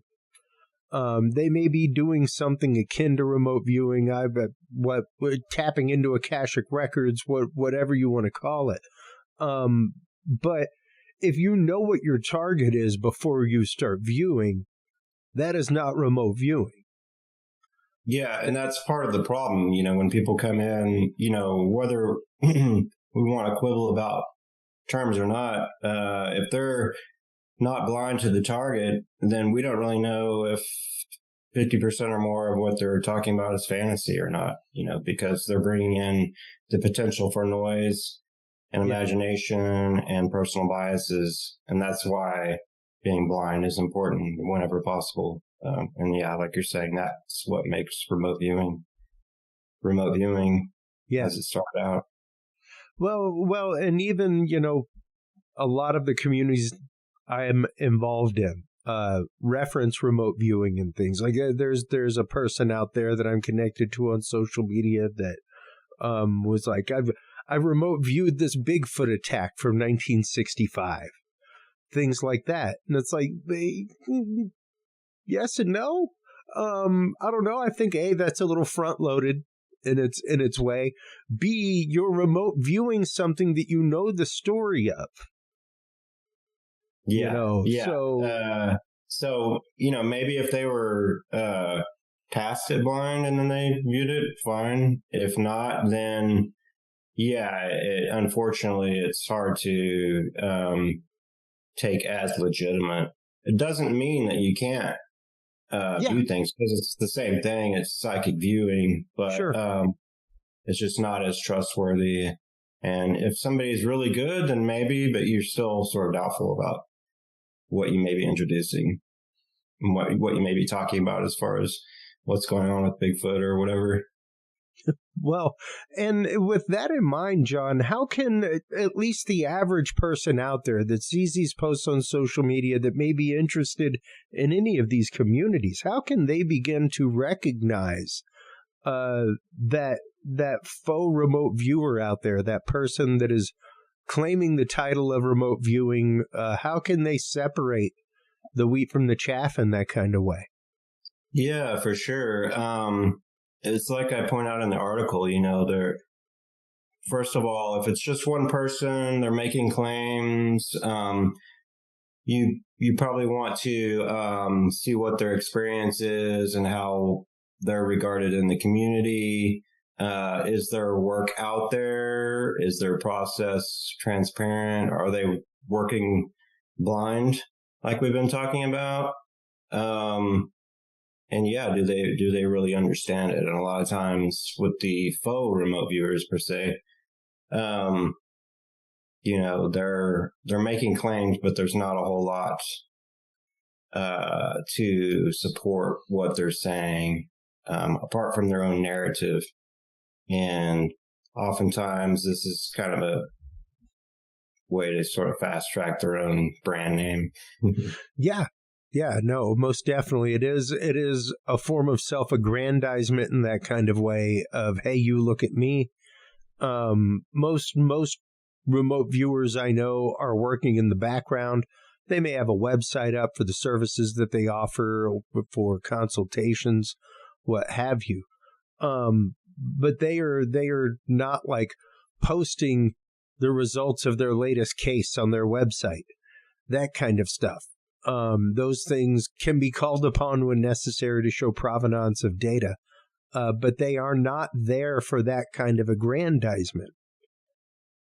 Right. Yeah. And it's great to see a really dead on session and the process that goes on, but really a lot of it is people go on and it's sort of a performance, they're performing. And I guess you could say it's kind of this culture of narcissism and spectacle that's based on images and presentation and again, clicks and views. So, people are commercializing themselves, but at the sacrifice of truth and to the detriment of people that are actually putting in the work and doing honest inquiry. And so it kind of dilutes the message or the research.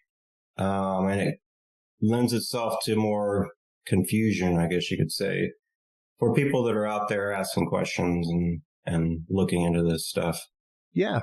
Yeah, because once again, it muddies the waters. And when the water's muddy and there isn't a clear definition, and this is where I fall with mediumship or psychic work, anything like that, that there is a realm of community out there that is fully willing to take a client's money, fully willing to disregard them, their safety, the advice that they give people, things like that. And it is a truly seedy underbelly. And it's no different in the remote viewing community. There are just as many hucksters out there that are willing to take on a case and not be able to provide data in that kind of way. Yeah, the only difference is now it's just easier to establish yourself or a presence and be an influencer. These things always existed, whether it was in the older days of remote viewing, there were claims or some fakes or frauds or whatever that maybe were charging training that didn't really have the background and things like that. Yep. And then, of course, you go to the snake oil salesman and fake psychics and stuff like that. So it's always kind of been there, but now it's just an instant gratification thing. It's instant success and very little investment in how you get there. And I guess people justify it, by saying that, they're successful with their audience. And they sort of aim it to what they think people want to hear. And then that goes with like the 3-Eye Atlas claims and stuff like that. It's all based around clickbait and generating the greatest number of hits and attention. Yeah. Yeah. Now you actually have a projects tab on your website with 3-Eye Atlas stuff there. Mm-hmm. Yeah. What have your sessions for 3-Eye Atlas shown you? So the majority of it, I've tested out to various experienced remote viewers that are they've sort of proven themselves. And overwhelmingly, it has come up as an artificial phenomenon going on. In the very least, like a hybrid type situation, natural and artificial. So being careful not to make claims about it's this or that as some remote okay. Like it's certainly a mothership or... Yeah. Were you going to say something? No. No, absolutely not. Go ahead. Yeah. So, again, we're waiting and seeing, but we've already had certain things verified, which is nice. It's been an interesting, experience so far to have certain things where, there's, I forget the number of anomalies now, up to 15 or whatever with regards to this object. And it continues to sort of defy classification of normal cometary activity. And it keeps requiring extra explanation to make it natural, and it could turn out to be natural, Sure. If it does, then it's going to be a strange phenomenon vis-a-vis remote viewing, because we're getting all this strange stuff, which could be the noise around it. Could be. But we'll see. Could also be just just literally the projection of the everything being flooded on the noise surrounding it from social media and everything else. tainting that data as well. It's very possible. No different than if you were accidentally reading your monitor or something like that. You know? Yeah. It's the fact that it's so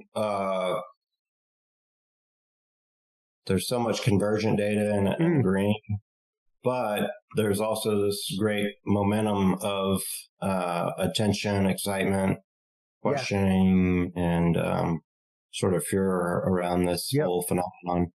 That there are different possibilities, and that's one of them.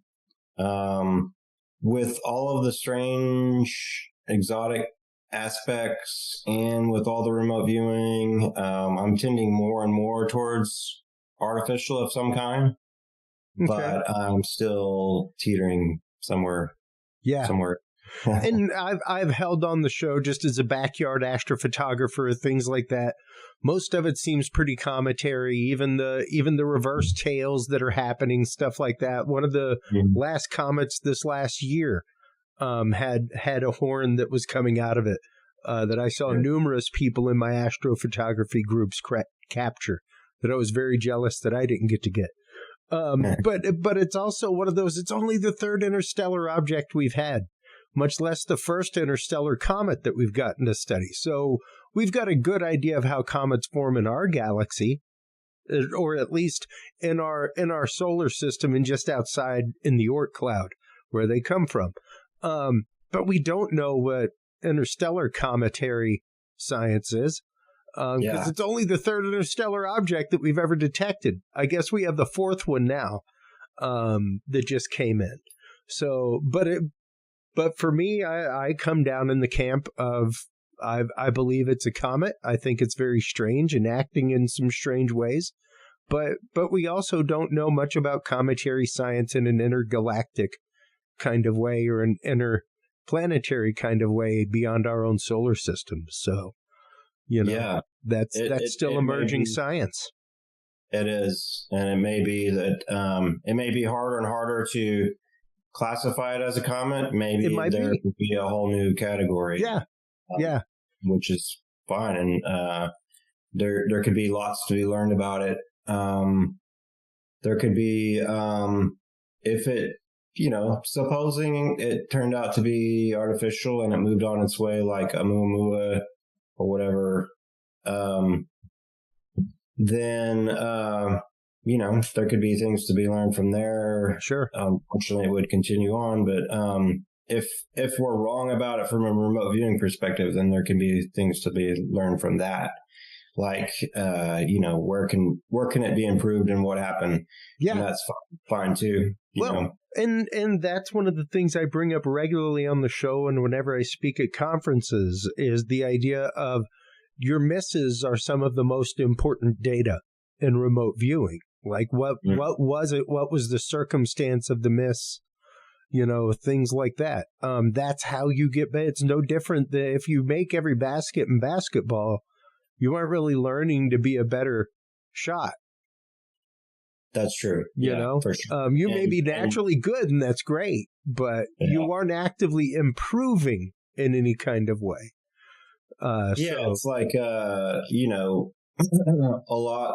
are a lot of viewers that are good and they have a good track record that have looked at this, and I have to some extent as well, but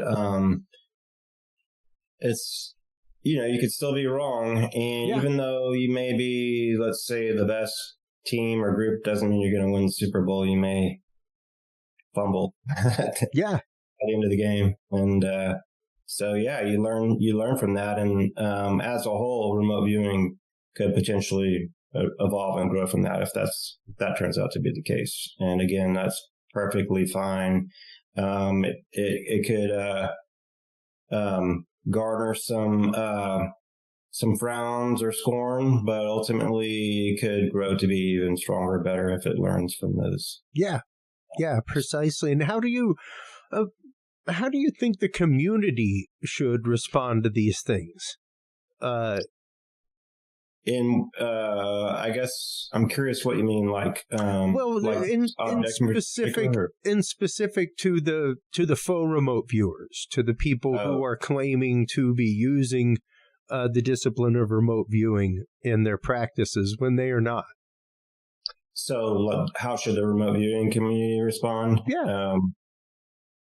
I think number one is awareness and having a discussion, which we're doing now, of course, and which is why I wrote the article. I think it's what a lot of viewers were probably thinking to some extent.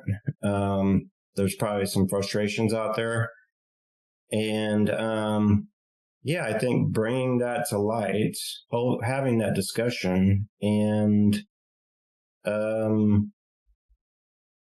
apart from greater awareness and making some changes as far as like how the algorithms work, and stuff like that, which is a bigger discussion outside of our sort of purview or whatever. But those are certainly things that could help as far as, the attention certain topics are getting. And sure.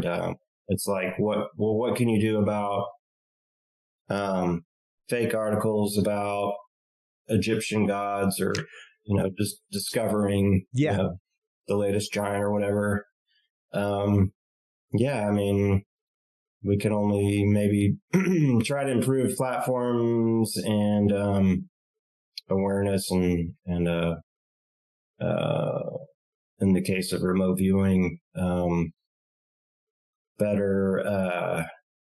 I think maybe making a better space where these discussions can happen and attention and awareness can occur. Yeah. Because it is a little disjointed, but, that's the case with a lot of communities.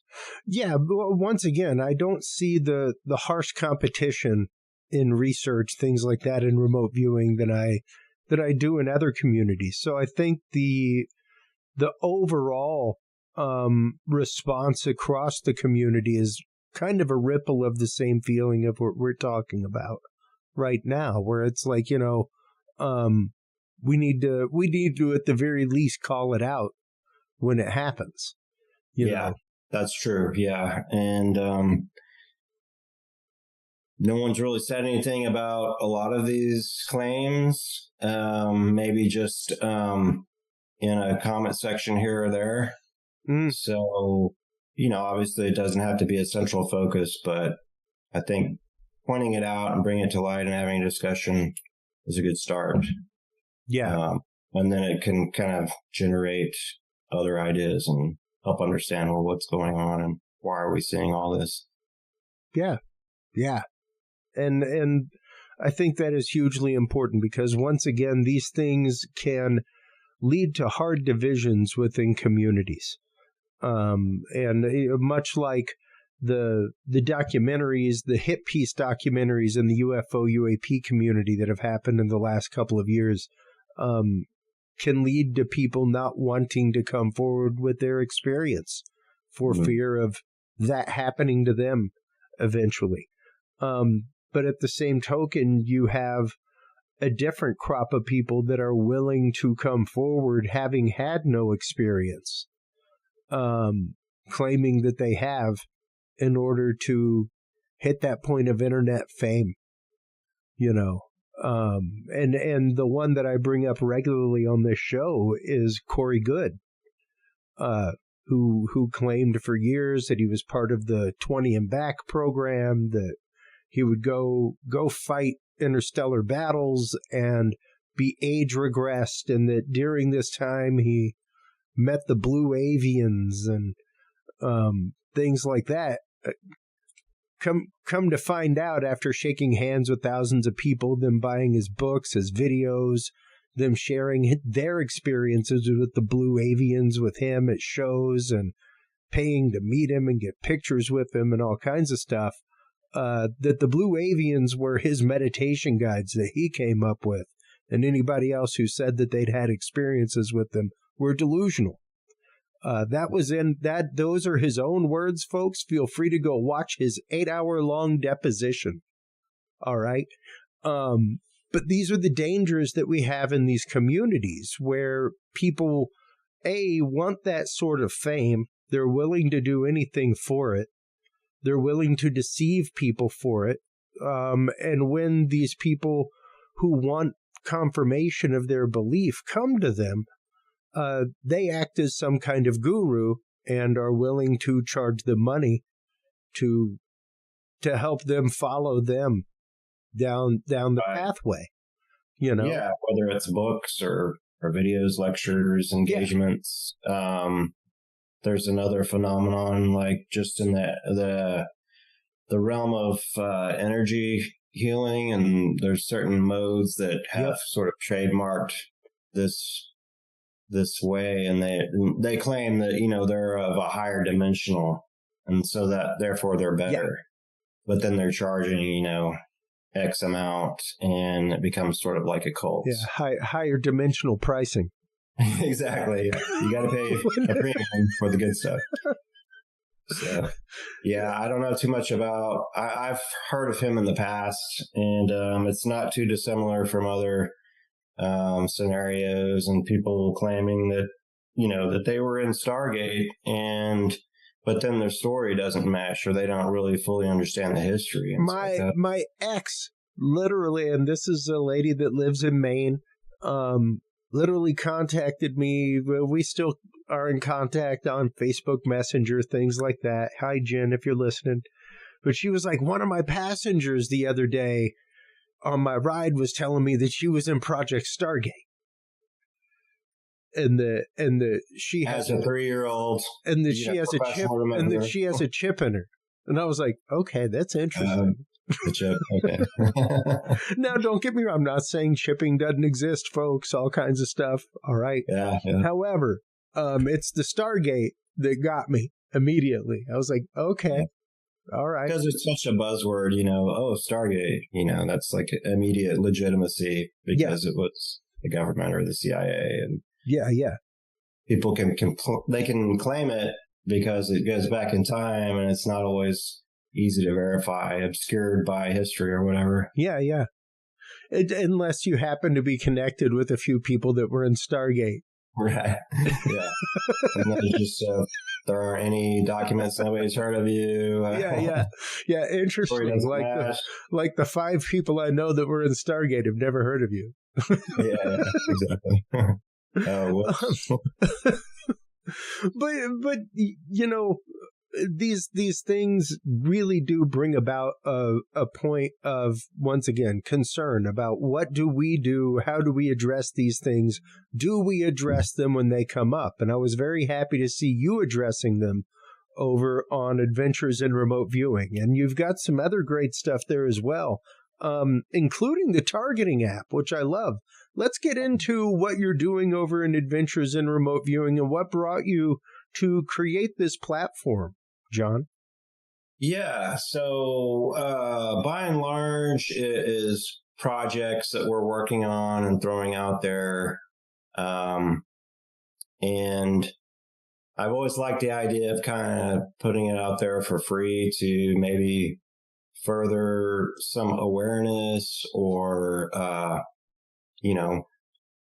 bring to light the whole process and the things that it can that can kind of be discovered with it. And I think it's fine for people to make money from it as well, but always kind of shied away from it.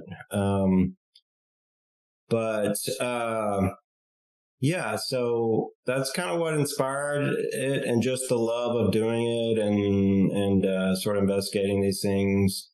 And the app, was just kind of thrown together and worked out. And because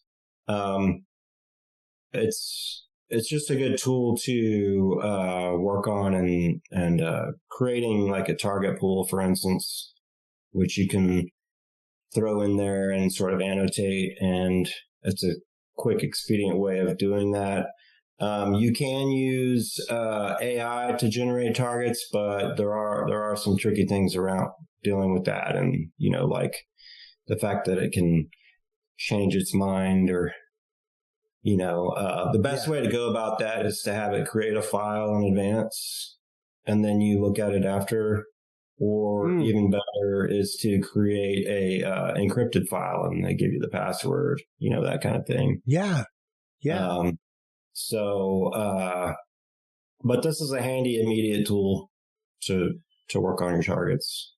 Well, I love that. I love people that give away tools for free and make things publicly accessible, because that is what helps research grow. That's what helps foster these things. When things become complicated, or even target pools like that put behind paywalls, that kind of stuff, it makes it tough, to find something. And there's always been plenty of that. So that's probably why I kind of shied away, from doing too much of that, not to detract from some other people, but no. Yeah, it's refreshing to me, and when other people do that, and there's not enough open source information and awareness and projects.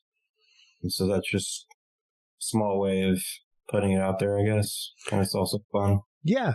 Yeah, and I mean, Lynn Buchanan has his out there that you can look at. The one thing that I've loved over the last couple of years is IRVA has created not only a great pool of things like that, but also a professional network that they have started up, because that's always one of the big questions is, how do I begin getting casework? How do I begin finding projects to get involved with? And they have kind of created a launch point for that kind of stuff over there now.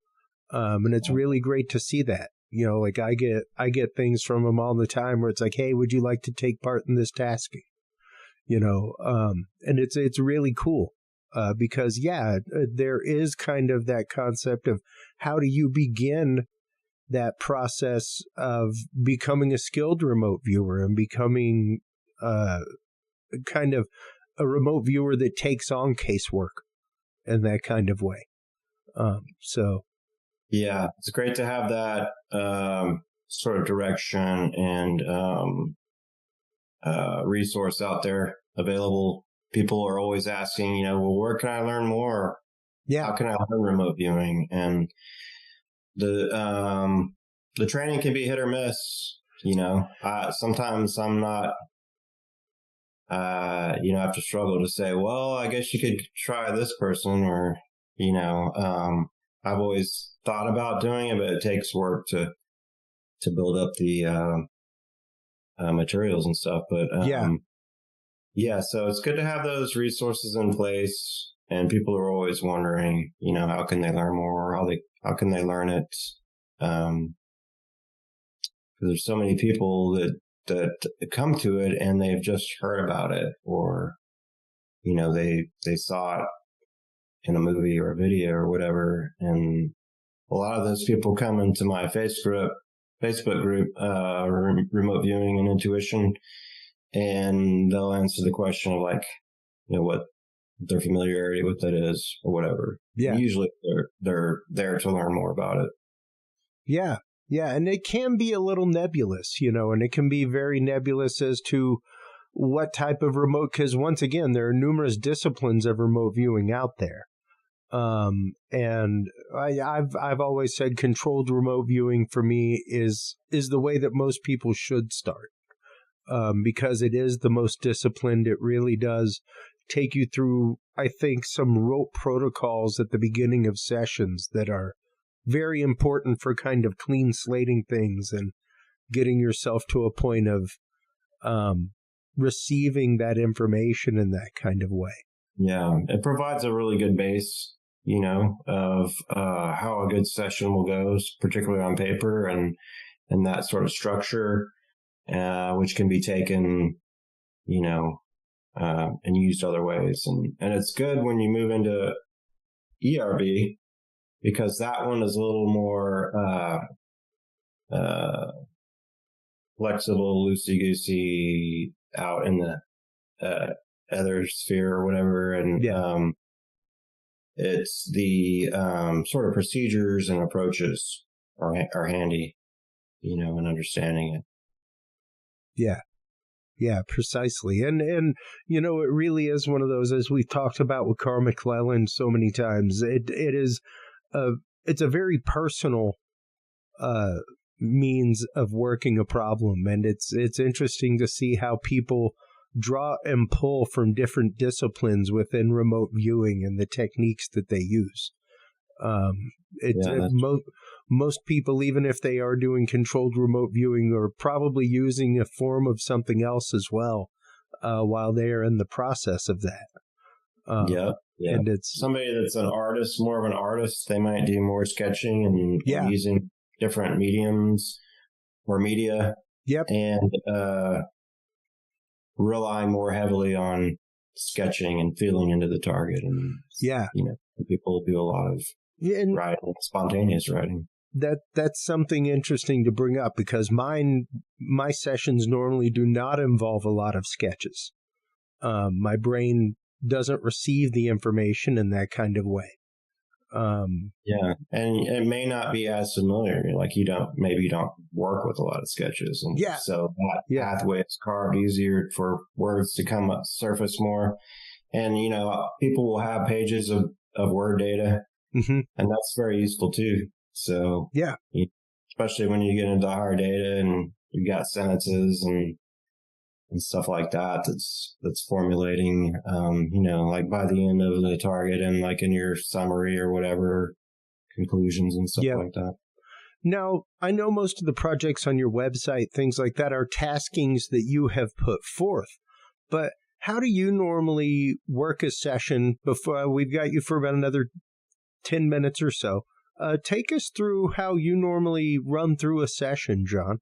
Whenever for me personally, like if I'm doing a paper remote viewing session, so I've kind of I teeter around. I don't use strict CRV, but I still have a lot of that in place, and some of that is because I feel like the more experienced or advanced you go, especially if you're an intuitive person, then you're going to maybe feel into it how it works for you. Yeah. And for me on the stages, I don't feel inclined to label them, and I'll move more fluidly around it and stuff like that. So, but I'll go through a cool down, so to speak, and which is my own routine. And, for instance, I've studied Reiki over the years, and that's a good tool to open up and relax the body and connect and resonate with the target. There's some other little techniques, but a large part of it will be oftentimes quieting the brain. And this is sort of an approach I started doing years back where, you can quiet the thoughts in the brain, but when you focus like the energy and your intention on actually slowing the activity of your brain, then the sort of racing thoughts and the noise, which you try to avoid, diminishes. So that's always a good approach. But I'll go typically with an ideogram and go from there and work through it. And we could get further into it, but I think that kind of encapsulates it. Yeah. And mine's just about a similar process. I follow a lot of the beginning of a typical CRV session where there's and that's what I like, is the self-check at the beginning of things where you're writing down things that are precognitive thoughts, things that have, possibly distracted you during the day before you've done your session, that kind of stuff. I like that process. Somebody asked me when I spoke on the remote viewing cruise why I liked remote viewing so much. And I said, as an American male, I'm allowed to write down my feelings and thoughts on paper and nobody can question them. You got that legitimate space. Like, everything is allowed on my paper and it's okay. Yeah. Well, you may want to filter out some things, but yeah. When it goes out there and but when it comes to that self-check and things like that, I can write down anything there. I can write down anything. Yeah, and it's they're, okay. All the skeletons in the closet. No. That's right. So, but when it comes, what do you think, especially, you mentioned AI and remote viewing, and I love the concept of incorporating AI into remote viewing, especially when it comes to picking targets, that kind of stuff. There's been some interesting work in, and I want to say it's Patty Gallagher, who's done it with Irva regarding using AI as a monitor for remote viewing, that kind of stuff, and training AI specifically as a monitor, and it's wicked cool and a great idea. I think people get confused and get afraid that, like, you know, I don't think AI could remote view to begin with. So yeah, there are people making claims, and sure. And they're saying even they were skeptical about it, but still, I'm like, I think that, and not to go too far on the tangent of it though, but No, go ahead. I think that there are ways that our own consciousness can maybe manipulate it to generate answers, or maybe it acts as a channeler, so to speak. Can a computer travel through space-time and get answers all on itself? Probably not. So is there some other spooky action at a distance going on? Maybe so. Sure. But yeah, monitoring, I haven't tried it in that way, but if there are ways to do that, I imagine there's some useful approaches there. It's also good for analyzing and getting bits of data, categories, and comparing. Now, you have to be careful, though, because I regard them as pretty biased, you know, these large language models. Oh, sure. Sure. They can be very neutral and not, but still, they can take something and run away with it, and they could even make things up. Oh no, 1,000%. Like, oh, sorry. I've actually got my own offline AI that I've built with a few video render cards and things like that. That is more data center cards, but like, it is being trained offline with data sets and taught to think in very specific ways. But it's not connected to the internet for a reason. That way it doesn't pull data from that. And there are a few things that I highly recommend. Sci Summary is one of them.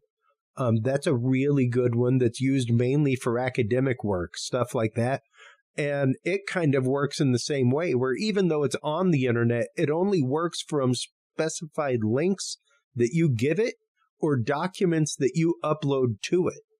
So that's the only data pool it comes from. So let's say you're like trying to do a scholarly article on liver disease. You know, you could feed it like 25 articles from the Mayo Clinic and a few research papers and give it, say, like, give me 1,000-word summary with 10 bullet points, and it'll spit it out. So using things like that are offline, so to speak, in that kind of way, where it's like, no, we're going to look specifically at the data that you are being fed and only the data that you're being fed. I think using things like that, we get to, because yes, there are going to be correlations that it sees that we don't see. You know, there's going to be threads of connection and things like that, that especially if you have, let's say somebody like Lynn Buchanan, who has decades and decades and decades and decades of casework and stuff like that. It would take years to cull through some of that and find those connections. Whereas if you feed them all, at least topically, into something like that, you could find data rapidly. Yeah, very expedient and handy, and another set of eyes. I always say to, ultimately, you're still the analyst and you're in the driver's seat, but it's a great tool to use. And in the end, of course, you're culling it all together and ultimately creating the analysis of the report or whatever. Yeah. Yeah, it's a great tool for that, as long as you keep it sort of in check or within perspective. Yeah, precisely. And I once again, I do not think that we will ever see AI doing the viewing. I don't think it can reach into the collective subconscious and that kind of, because that's where remote viewing is coming from, is our subconscious mind. So yeah, Lord help us if it's reading our subconscious minds. Well, that would be something if they were controlling not only the internet but psychic reality and filtering it. That's some totally different communities, my friend. Believe me, I'm attached to them. Okay. Interesting. But yeah, I don't think that when it comes to remote viewing that we're going to hit that singularity moment in that kind of way, where AI is going to take over remote viewing, and I think that's what people are afraid of whenever they hear that, as opposed to using AI to generate targets, using AI to analyze data sets, using AI possibly as a monitor if you're a solo, through some extreme training and teaching them. And, there was even the example that she gave on the cruise in a video where she was using it live, and she was talking about a red object, and there was, a typical session where it's like, I see red, I see the color black, I see motion, it's going fast. And the AI's like, it sounds like you're talking about a car. And she's like, please do not prompt me with nouns and thoughts. Yeah. Yeah, so you gotta train it just like a person. Exactly. And that's kind of the same thing with my AI right here. Like if I want it to talk to me like a scientist about the resonance of frequencies in the chamber of the Great Pyramid of Giza, I first have to teach it about the acoustic spectrum and the electromagnetic spectrum and the way that these things work. Like, you got to train it from the ground up, like I do with my 8-year-old kid. Mm-hmm. Like, yeah. You got to... what they are, a really smart 8-year-old kid or whatever. Yeah. And encyclopedic knowledge, but still an 8-year-old. Yeah, exactly. And going to make things up like an 8-year-old. Because, hey, this thing's here, what if this? Yeah. So I think that AI is the tool. Consciousness is the ultimate, source of where it's happening. But I suppose, in a way, the tool is consciousness. It's technology is an extension of consciousness. And maybe there are some cases where we could... our consciousness is making that happen, but just by itself, I couldn't see them remote viewing autonomously. Yeah, exactly. Well, John, I want to thank you so much for your time, my friend. It's been great. We definitely need to get together for a drink or dinner, something like that sometime soon. Yeah, for sure. You got it. Before we let you go, let everybody know, where they can find the article that you just put out, where they can go to follow you, where they can go to get involved with remote viewing. Yeah, so www.adventuresinremoteviewing.com is the website, and there's some other links on there, but Facebook group, you can find remote viewing and intuition. There's some links you could learn about remote viewing in the group. You can come and ask questions. So that's one way to start about it and finding out more information. And we're also on YouTube, Adventures in Remote Viewing. There are some videos there. It's just all on what the schedule allows as far as putting stuff out there. Great. Well, thanks so much for the time once again. It's been a pleasure. I'll be sharing links and everything else. Take care of yourself and hold the line real quick while we close things out with the audience for this episode. You got it. Thanks a lot. Absolutely. Well, you are online checking out everything from John Adams and adventuresinremoteviewing.com, everybody. Make sure to stop on by Curious Realm. CuriousRealm.com is where you can like, follow, subscribe. That is where you can find our videos page, where you can find all of the embedded channels of our guests as well. Also, you can find your link to Curious Research. If you are a remote viewer, don't forget that